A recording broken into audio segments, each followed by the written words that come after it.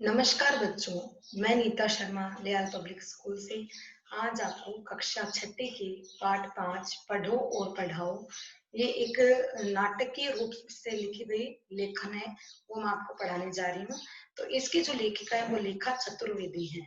इस नाटक में स्वतंत्रता सेनानियों के प्रति आस्था, उनके प्रति भक्ति और देश में फैल रही कुरीतियों के बारे में हमको स्पष्टतया ज्ञान दिया गया है।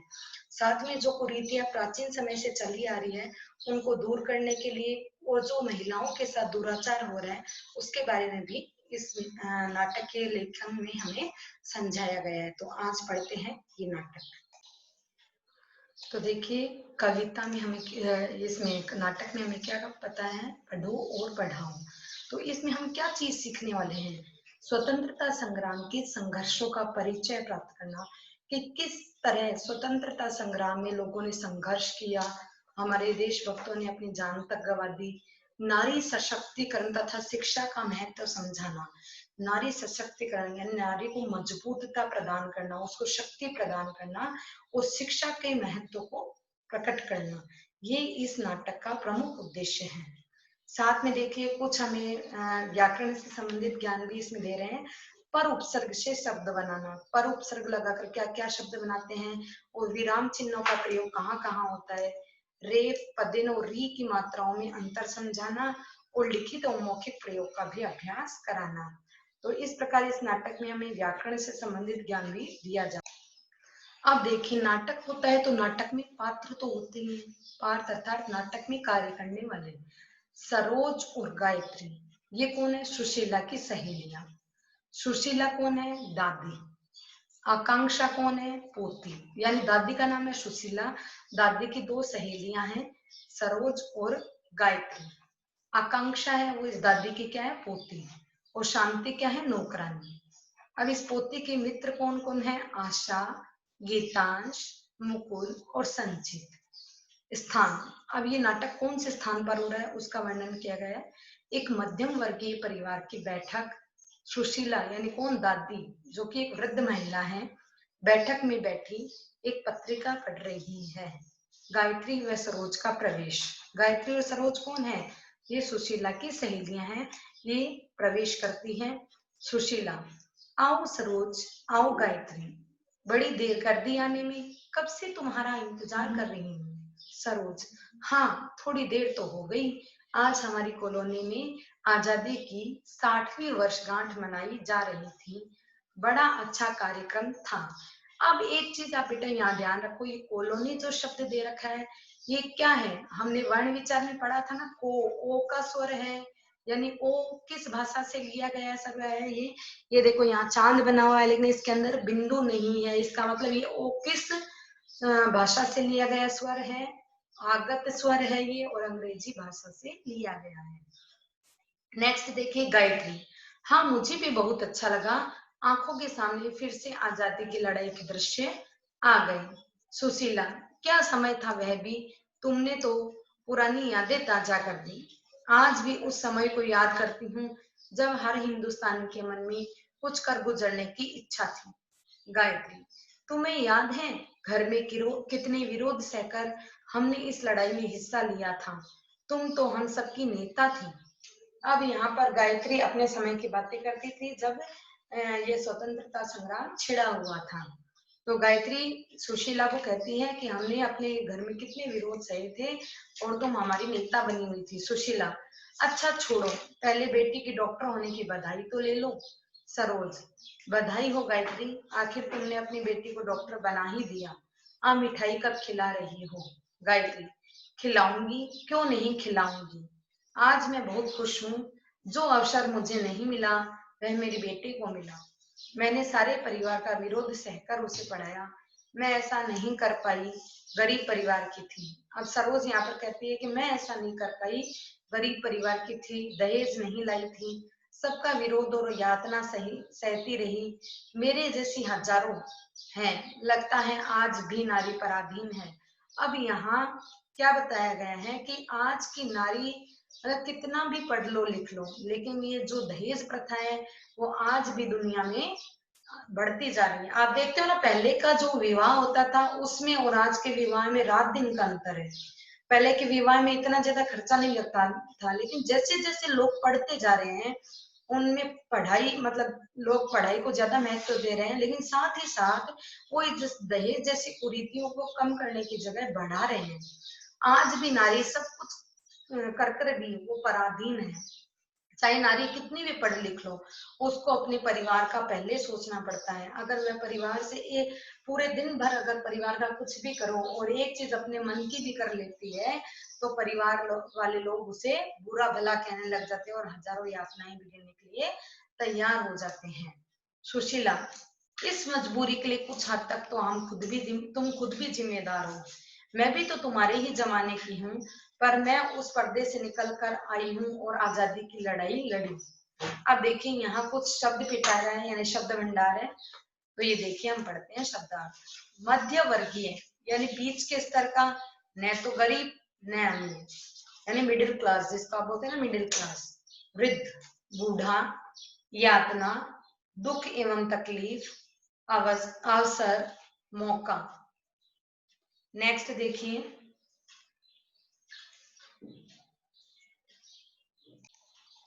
अब देखिए वो सहेलियां, दादी जी और उनके सहेलियां हैं, वो आपस में बातें करती रहती हैं।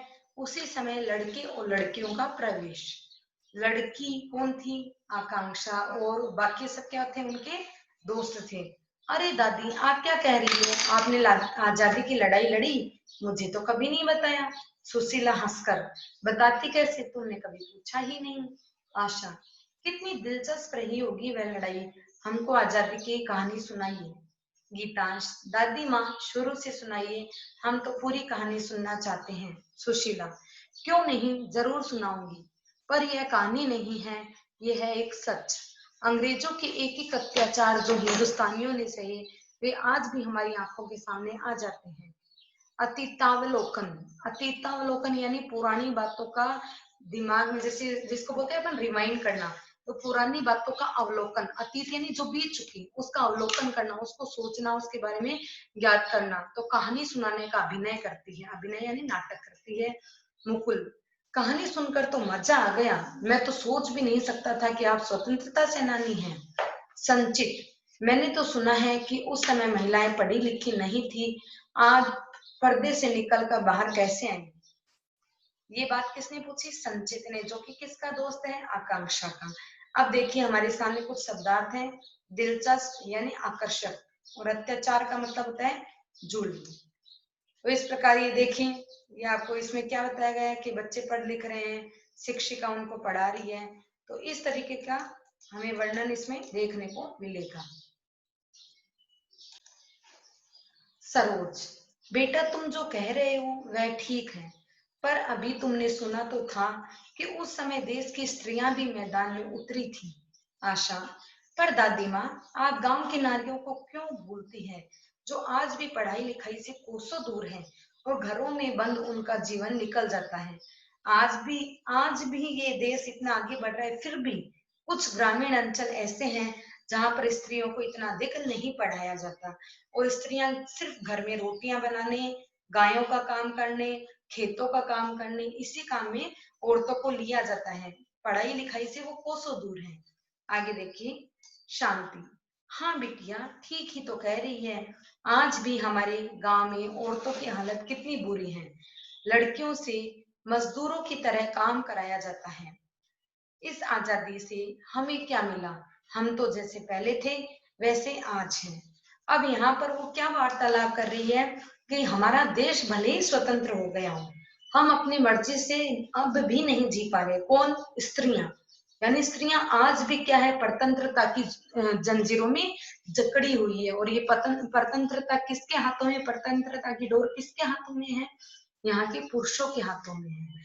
यानी हमारा देश आज भी पुरुषत्व है, यानी पुरुष वर्ग का ही माना जाता है। हम तो जैसे पहले थे, यानी स्त्रियां जैसे पहले थी, यानी पहले भी वो बंदी थी और आज भी वो बंदी है। सुशीला, तुम ठीक कहती हो, पर दोषी कौन है? शांति, अपनी सरकार और कौन? सरोज, ठीक ही तो कह रही है ये, आजादी के 60 सालों में क्या फर्क आया औरतों की दशा में? सुशीला, फर्क आया है, अपने को ही लो, तुम्हारी माँ अनपढ़ थी, तुमने पढ़ाई की और आज तुम्हारी बेटी सरकारी अफसर है। सरोज, सिर्फ मेरा उदाहरण देकर तुम यह थोड़ी ही कह सकती हो कि परिवर्तन आया। संचित, बात सिर्फ स्त्रियों की इस दशा की ही नहीं है, देश की दशा भी कौन सी अच्छी है। भ्रष्टाचार, हिंसा, बेईमानी, ये सभी देश को दीमक की तरह खोखला कर रहे हैं। अब रियल में ऐसा होता भी है कि आज देश हमारा कितना ही आगे बढ़ रहा हो, पर जहां भी हम देखते हैं भ्रष्टाचार, हिंसा, बेईमानी हर जगह में दिखाई देती है। सुशीला, तुम लोग कहते तो ठीक हो, पर इसका दोषी कौन है? शांति, अपनी सरकार, और कौन? ये देखिए शब्द पिटारा हमारे सामने। दशा, हालत, परिवर्तन, बदलाव, भ्रष्टाचार, बुरा आचरण जैसे बेईमानी, रिश्वत लेना आदि। गायत्री कहती है कि आजादी के 60 सालों में देश की हालत में क्या फर्क आया? तकनीकी विकास से क्या सारी जनता सुखी हो जाएगी?